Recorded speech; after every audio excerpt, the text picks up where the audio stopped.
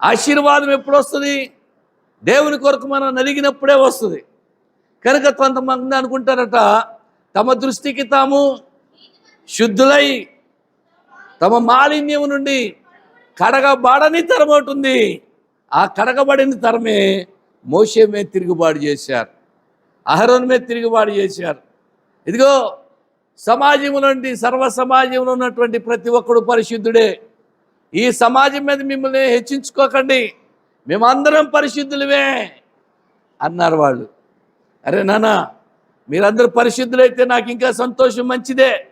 కాబట్టి ఏం చేస్తారంటే మీ ధూపార్తులు చేతపట్టుకుని రేపు దేవుని యొక్క మందిరంలోకి వచ్చేయండి, అతి పరిశుద్ధ స్థలంలోకి వెళ్ళి అక్కడ మీరు యాజక సేవ చేయండి. ఎందుకంటే మీరు కూడా పరిశుద్ధులే కదా.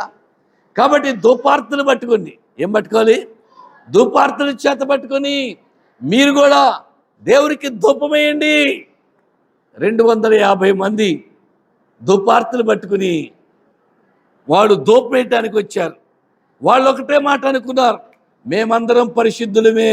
ఏంటది? మేమందరం పరిశుద్ధులమే అని వాడు ధూపార్తులు పట్టుకుని వచ్చారు. ప్రియ దేవుని పిల్లలారా, దేవుని దగ్గర నుంచి అగ్ని వచ్చి వాళ్ళందరినీ తగలబెట్టింది. 250 మంది తగలడిపోయి చచ్చిపోయారు. మరి పరిశుద్ధులే కదా, వాళ్ళు పరిశుద్ధులు అనుకున్నారు కదా. తమ దృష్టికి తాము శుద్ధులై తమ మాలిన్యం నుండి కడగబడనటువంటి తరం అది. అందుకే తిరుగుబాటు, అందుకే వ్యతిరేకత, అందుకే దేవునితో సంబంధం లేనటువంటి పరిస్థితులు. ప్రియ దేవుని పిల్లలారా, కనుక 250 మంది తగలబడిపోయి చచ్చిపోయారు. మేము పరిశుద్ధులమే, మేము పరిశుద్ధులమే. ఎవరు పరిశుద్ధులు, ఎవరు దేవుని వారో దేవుడే బయలుపరుస్తాడు. అందుకే ఏం చేశాడంటే దేవుడు, అరే నాన్న, మీరందరూ కూడా కర్రలు తీసుకుని, బాదం కర్రలు తీసుకుని, ఎండిపోయిన కర్రలు గోత్రానికి ఒకటి చొప్పున 12 కర్రలు పట్టండి. లేవి గోత్రంలో మాత్రం అహరోను పేరు రాయాలి సుమా. సంఖ్యాకాండము 17వ అధ్యాయం వచనం మొదటి నుంచి. యెహోవా మోషేకి ఇలాగ సెలవిచ్చింది, మీరు ఇశ్రాయేలుతో మాట్లాడు. అమ్మా, ఒక్కొక్క పితరుల కుటుంబమునకు ఒక్కొక్కటి అనగా వారి ప్రధానులందరి యొద్ద వారి వారి పితరుల కుటుంబం చొప్పున 12 కర్రలు తీసుకుని ఎవరి కర్ర మీద వారి పేరు రాయాలి. లేవి కర్ర మీద అహరోను పేరు రాయాలి. ఏలైనగా పితరుల కుటుంబంలో ప్రధానికి ఒక్కొక్క కర్ర ఉండాలి. నేను మిమ్మల్ని కలుసుకుని ప్రత్యక్షపు గుడారములని శాసనం ఎదుట వాటి నుంచి వాళ్ళు, అప్పుడు నేను ఎవరిని ఏర్పరచుకుంటాను, వాని కర్ర మొద్ది చిగురిస్తుంది. హల్లెలూయా చెప్పాలి. దేవునికి స్తోత్రం. హల్లెలూయా, దేవునికి స్తోత్రం.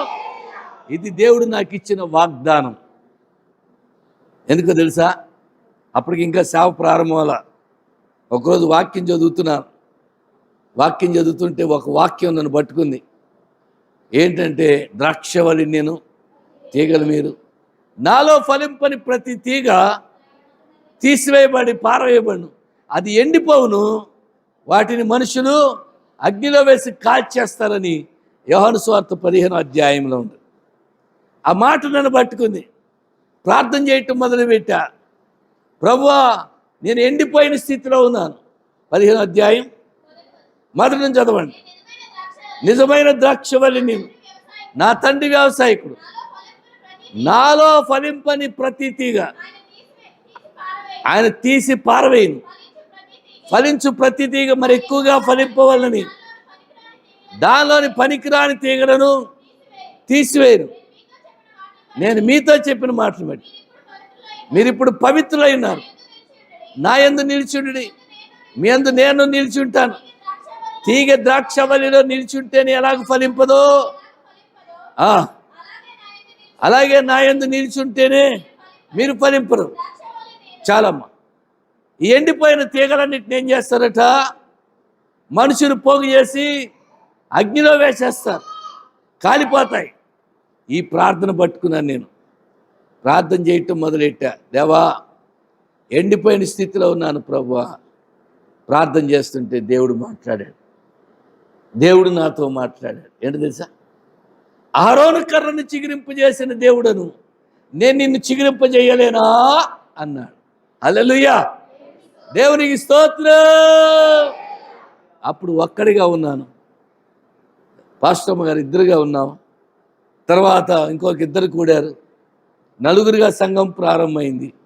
ఇవాళ ప్రభు కృపను బట్టి 2 స్థలాల్లో సంఘాలు దేవుడిచ్చాడు. చిగురించి బాదం పువ్వులు పూసి బాదం కాయలు కాసింది ఎండిపోయిన కర్ర. ఎంతసేపట్లో? ఒక్క రాత్రి. హల్లెలూయా, దేవునికి స్తోత్రం. దేవుడు నీ జీవితంలో అద్భుతం చేయాలంటే ఆయనకి ఎంతో టైం అక్కర్లా. ఒక్క రాత్రి నీ జీవితం తిరగబడిపోద్ది. హల్లెలూయా, దేవునికి స్తోత్రం. వాక్యాన్ని అంగీకరించు, పరిశుద్ధాత్మను స్వీకరించు, దేవుని మాటలకి లోబడు, నీ జీవితం తిరగబడిపోద్ది. ఆయన అంటాడు, నేను కార్యం చేయగా అసలు తిప్పేసేవాడు ఎవడన్నా ఉన్నాడా? కనుక ఈ కర్రలన్నీ కూడా ఆ మనసు దగ్గర ప్రత్యక్ష గుడారంలో పెట్టారు. తెల్లారి పొద్దున వచ్చేసరికి అహరోను కర్ర ఎండిపోయిన కర్ర ఎలాగుందట, చిగురించింది, పువ్వులు పూసింది, బాదం కాయ కాసింది. మట్టిలో పాతి పెట్టలేదు, నీళ్లు పోయలేదు, ఏమి చేయరా. హల్లెలూయా, దేవునికి స్తోత్రం. హల్లెలూయా. మన జీవితాలు చిగురించాలంటే, మన జీవితాలు ఫలించాలంటే వాక్యాన్ని అంగీకరించాలి, వాక్యానుసారంగా జీవించాలి, ప్రార్థన చేయాలి. దేవుడు తన వాగ్దానాన్ని నా జీవితంలో నెరవేర్చాడు. అందుకే ఆ రోజు ఒక్కరమే ఈరోజు కొన్ని వందల మందిగా దేవుని ఆరాధించే అవకాశం దేవుడిచ్చాడు. హల్లెలూయా, దేవునికి స్తోత్రం. హల్లెలూయా. కనుక ప్రియ దేవుని పిల్లలారా, దేవుడు మనల్ని చిగురింపజేయగలిగిన దేవుడు. కొంతమందికి నిరాశ ఉంటుంది జీవితంలో. నిరాశ అనేది ఒక దెయ్యం. నిరాశ ఒక దెయ్యం. కొంతమందికి ప్రతి విషయంలో కూడా చిరాకు. ఆ చిరాకు ఒక దెయ్యం, నిరాశ ఒక దెయ్యం, నీరసం ఒక దెయ్యం. అన్ని దెయ్యాలే. నేను అందుకే చెప్తా, ఒక మాట చెప్తాను వినండి. దెయ్యాలు లోకంలో తిరుగుతూ ఉన్నాయి. అది కొంతమందికి అవి కనబడతాయి, కొంతమందికి కనపడవు. ఆ దెయ్యాలు లేక కొన్ని కొన్ని విషయాలు మనుషునికి కనపడవు. ఇప్పుడు మరణదూత ఉంది అనుకోండి, మరణదూత రోడ్డు అని తిరుగుతూ ఉంది, నీకు కనబడుతా? కనబడదు. అలాగే బిలాంకే మరణదూత కత్తి పట్టుకుని కనపడినట్టు కనపడలా.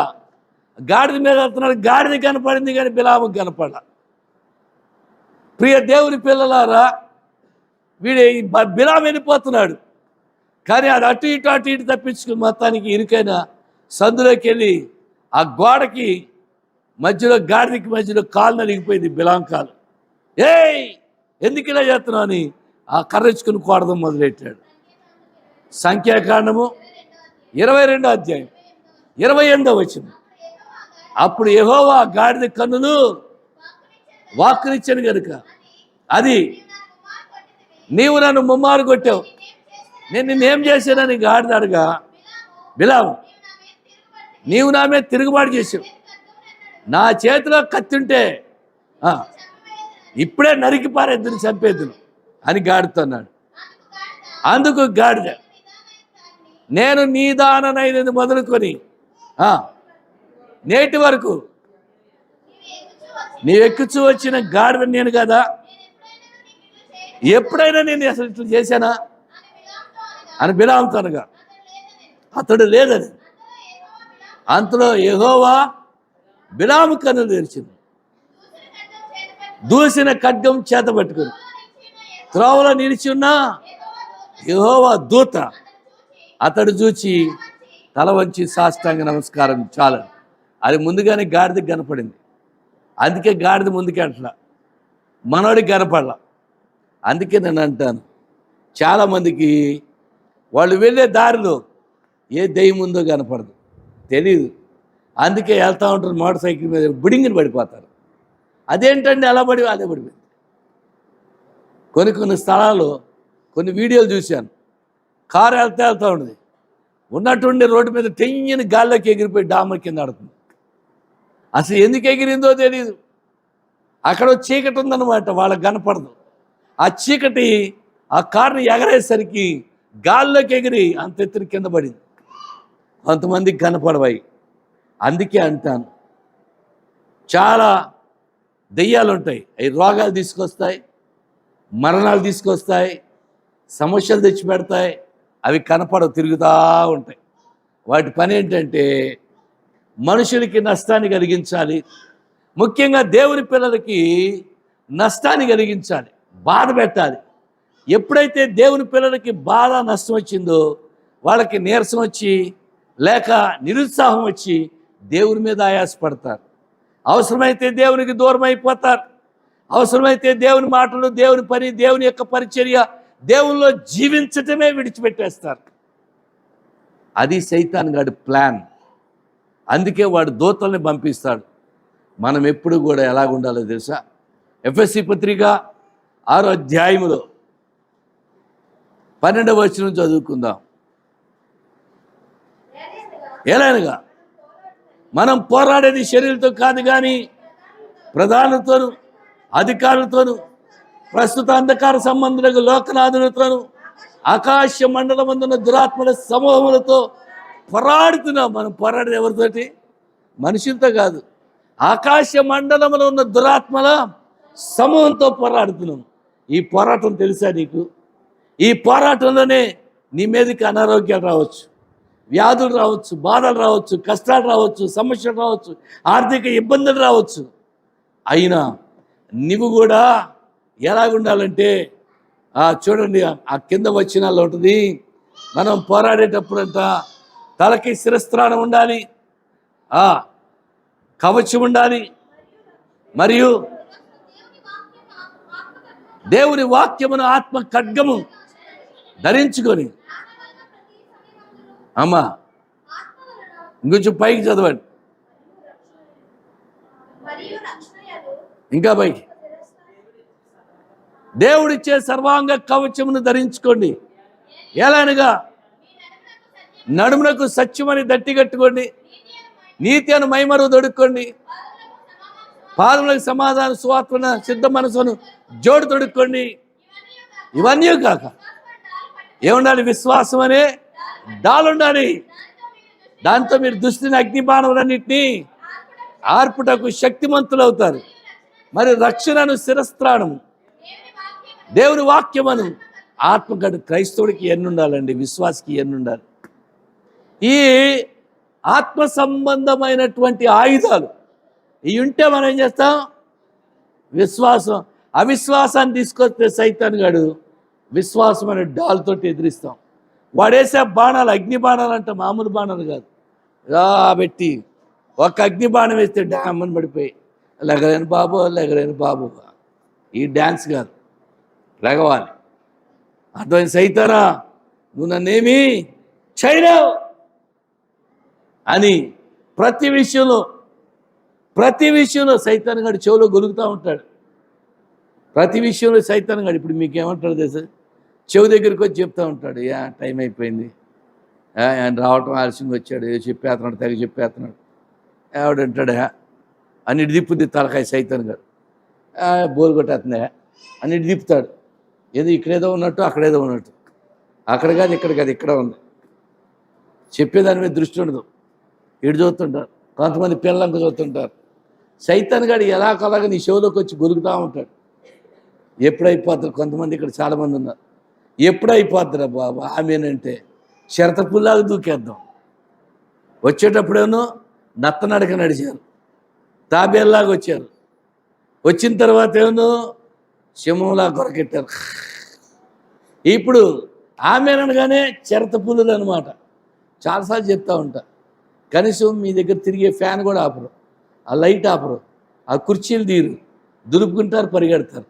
మీరు పరలోకం వస్తారా? నాకు తెలియదు, చెప్పండి. దేవుడు అన్యాయస్తుడు కాడండి. ఏదో నువ్వు విన్నంత మాత్రాన పరలోకం వెళ్ళిపోతావా?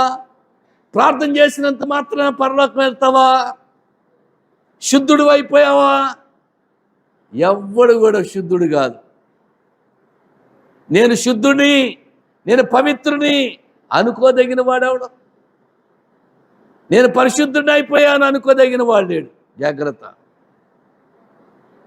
జాగ్రత్త. నటన ఆపేసి ఇంకా నటించడం చాలండి. చాలా వరకు నటించేశారు విశ్వాసులు. నాకు ఇంట్లో చూడాలి కదా, కోపం వచ్చిందంటే ఆ గిన్నెలు ఇసురుతూ ఉంటారు. పిల్లల్ని సచ్చినోడా, వారు సచ్చినోడా ఏంటి, పిల్లల్ని సచ్చినోడా అని తిట్టి ఒక ఆమె కోపం వచ్చి చెంబుతోటి ఆ చిన్న పిల్లవాడు ఆడు నడుతా ఆ నీళ్ళు ఏదో పారబోసాడు చెంబుతోటి. ఆ నీళ్ళు పారబోతే తుడుచుకుంటే పోయాయి కదా, సచ్చినోడా అని చెప్పి చెంబుట్టుకుని నెత్తి మీద కొట్టిందంట. ఇక్కడ ఈ మెదడు, చిన్న మెదడు ఇక్కడ చాలా సున్నితంగా ఉంటుంది. ఎప్పుడైతే చెంబుతో కొట్టిందో టప్పును పడిపోయి చచ్చిపోయాడు. చచ్చినోడని కొట్టింది చచ్చిపోయాడు. ఇప్పుడు అడుగుతా ఉన్నాడు, బాబా బాబా ఎందుకు, నువ్వు ఎందుకు తిట్టాలి, ఎందుకు కొట్టాలి?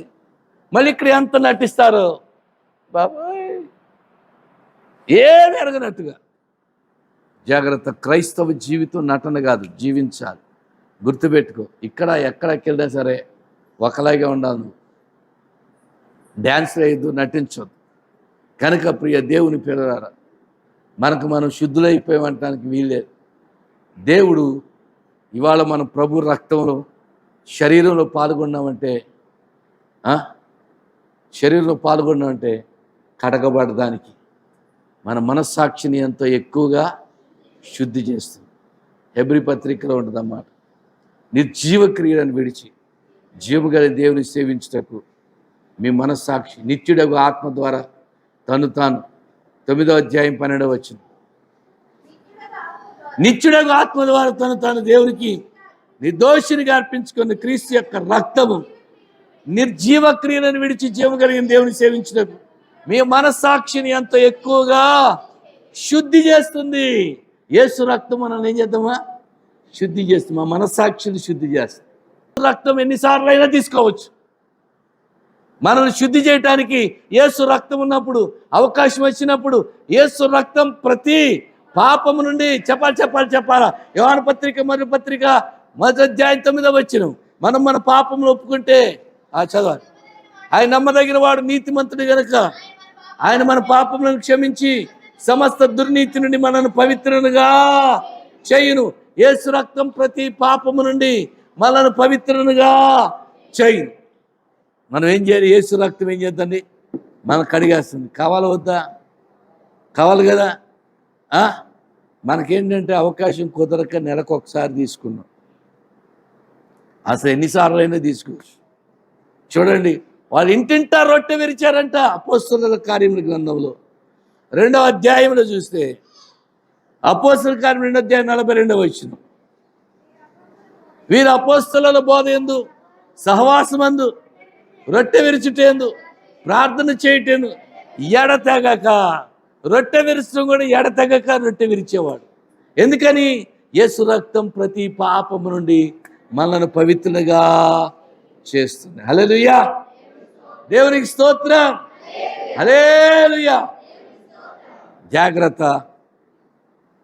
కొరింథీ పత్రిక మొదటి పత్రిక 11వ అధ్యాయం 28వ వచనం. కాబట్టి ప్రతి మనుష్యుడు తను పరీక్షించుకుని మనం రాగు చేసి ఏం చేయాలి? ముందేం చేయాలండి? ముందేం చేయాలంటే 2 దినాలు అడుగుతాను. ప్రతి వ్యక్తి కూడా, ప్రతి మనుష్యుడు తను పరీక్షించుకోవాలి. ఏం చేయాలి? పరీక్ష చేసుకోండి. అలాగూ చేసి ఆ రొట్టెని తిని ఆ పాత్రలోనిది. కాబట్టి ప్రభు బలంలోకి వచ్చినప్పుడు పరీక్షించుకోవాలి. ప్రతి ఒక్కరు కూడా జాగ్రత్త. పరీక్షించుకోకపోతే ఏమవుద్ది? తర్వాత మాట చదువు. ప్రభు శరీరం అని వివేపించగా తిని త్రాగువాడు తనకు శిక్షావిధి కలుగుటకే తిని త్రాగుచున్నాడు. నిన్న ఒక అమ్మాయి ఒక అమ్మాయి నాకు మెసేజ్ పెట్టింది. జాగ్రత్తగానండి. మెసేజ్ ఏం పెట్టిందంటే ఇస్కరియోతు యోధాకి క్షమాపణ దొరికిందా? ఇది ఎక్కడ గొడవ అండి? ఇస్కరియోతు యోధాకి క్షమాపణ దొరికిందా? అది పాయింట్. దొరికిందా? దొరికిందా? దొరికితే వాడెందుకు రేసుకుని చచ్చిపోతాడు? దొరికితే వాడెందుకు? యేసు ప్రభు చెప్పారు వాడు పుట్టకుండా ఉంటే వానికి అంతలాగా యేసు ప్రభు చెప్పారంటే వాడు అసలు పుట్టకుండా ఉంటే మేలు అని అన్నారంటే వాడికి క్షమాపణ దొరికితే ఎందుకు అంటాడు? ఇంకా దొంగోడితో అన్నాడు యేసు ప్రభు, నేడు నీవు నాతో కూడా పరదేశంలో. ఆ దొంగోడికి క్షమాపణ దొరికింది, కానీ యేసు ప్రభు ఇస్కరియోతు యోధాకి క్షమాపణ ఇచ్చినట్లుగా ఉందా? కానీ కొంతమంది ఏం చేస్తారంటే ఇస్కరియోతు యోధాకి కూడా క్షమాపణ చేసిందంటారు. వాడు పశ్చాత్తాపడ్డాడు కదా. పోనీ పశ్చాత్తాపడిన వాడు క్షమాపణ అడిగాడా, ఊరేసుకున్నాడా? క్షమాపణ అడగడా? మత్తయి సువార్త 27వ అధ్యాయంలో ఇస్కరియోతు యోధా ఆయనకి శిక్ష విధింపబడగా చూచి పశ్చాత్తాపడి పోయి ఉరి పెట్టుకుని చనిపోయాడు. 3వ వచనం చదువు. మీకు కొంచెం కళ్ళద్దాలు కావాలంటే పెట్టుకోండి, కానీ రెఫరెన్స్ చెప్పినా కూడా ఇంకా ఎతుకుతూ ఉన్నారంటే గుడ్డివాళ్ళలాగా. అప్పుడు ఆయనను అప్పగించిన యోధా ఆయనకి శిక్ష విధింపబడగా చూచి పశ్చాత్తాపడి ఆ 30 వెండి నాణెములు ప్రధాన యాజకుని యొద్దకును పెద్దల యొద్దకును తీసుకొచ్చి, నేను నిరపరాధ రక్తమును అప్పగించి తిని పాపం చేశానని చెప్పారు. వారు దాంతో మాకేం పని, నీవే చూసుకోమని చెప్పారు. అతను ఆ వెండి నాణెం దేవాలయంలో పారేసి, అరే క్షమాపణ దొరికితే వాడు ఏం చేయాలి? ప్రార్థన చేయాలి. కానీ వాడు ప్రార్థన చేయాలా? పశ్చాత్తాపడ్డాడు, పొయ్యి పెట్టుకున్నాడు. మరి క్షమాపణ ఎలాగ వస్తుంది? యేసు ప్రభుని నన్ను క్షమించయ్యా అని అడగాలి. అప్పుడే క్షమాపణ.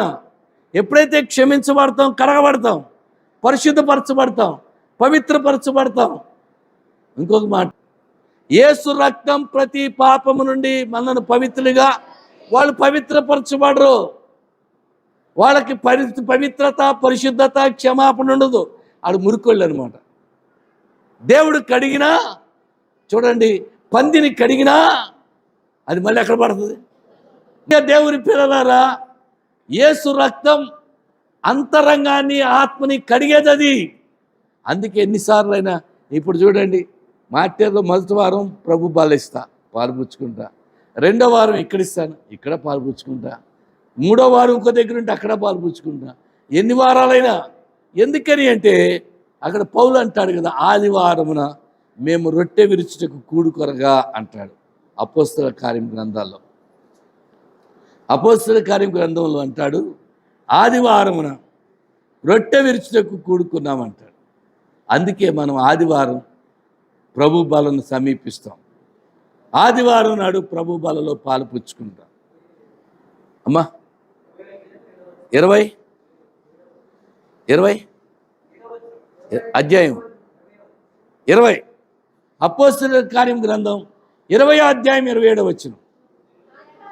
ఆదివారమున మేము రొట్టె విరుచుటకు. ఇప్పుడు రొట్టె విరిచేది ఎప్పుడు? ఆదివారం. ఆదివారమున మేము రొట్టె విరుచుటకు కూడుకొనగా. రొట్టె ఎప్పుడైనా విరచవచ్చు, ఆదివారం అన్నారు కాబట్టి ఆదివారం విరుస్తున్నాం. ఎందుకంటే ఒక అమ్మాయి మంచాన పడింది. మంచాన పడి ఇక లెగలేని పరిస్థితి. ఆయమ్మే అడిగింది, బాప్తిస్మే ఉండి అయ్యగారు అని. బాప్తిస్మ ఇచ్చాను. అమ్మ నీకు రొట్టె ఇస్తాను, చర్చికి రా అంటే వచ్చుద్దా? నడవలేదు అసలు. ఆమె లెగలేదు, కాలు చేయి పనిచేయదు. నేనే వెళ్ళి ఆమెకి రొట్టె ఆరాధన ఇచ్చాను. వాళ్ళ ఇంట్లోనే ఇచ్చాను, పడక దగ్గరే ఇచ్చాను, రొట్టె ఆరాధన ఇచ్చాను. కనుక ప్రియ దేవుని పిల్లారా, ప్రభు శరీరంలో రక్తంలో పాలు పుచ్చుకోవటం ఆశీర్వాదం. మనం శుద్ధులవుతాం. హృదయ శుద్ధి లేకుండా ఎవడు ప్రభుని, హృదయ శుద్ధి గలవారు ధన్యులు.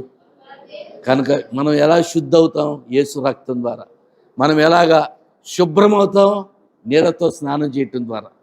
నీళ్ళతో స్నానం చేయటం ద్వారా శుభ్రపడతాం, యేసు రక్తం ద్వారా శుద్ధులం అవుతాం.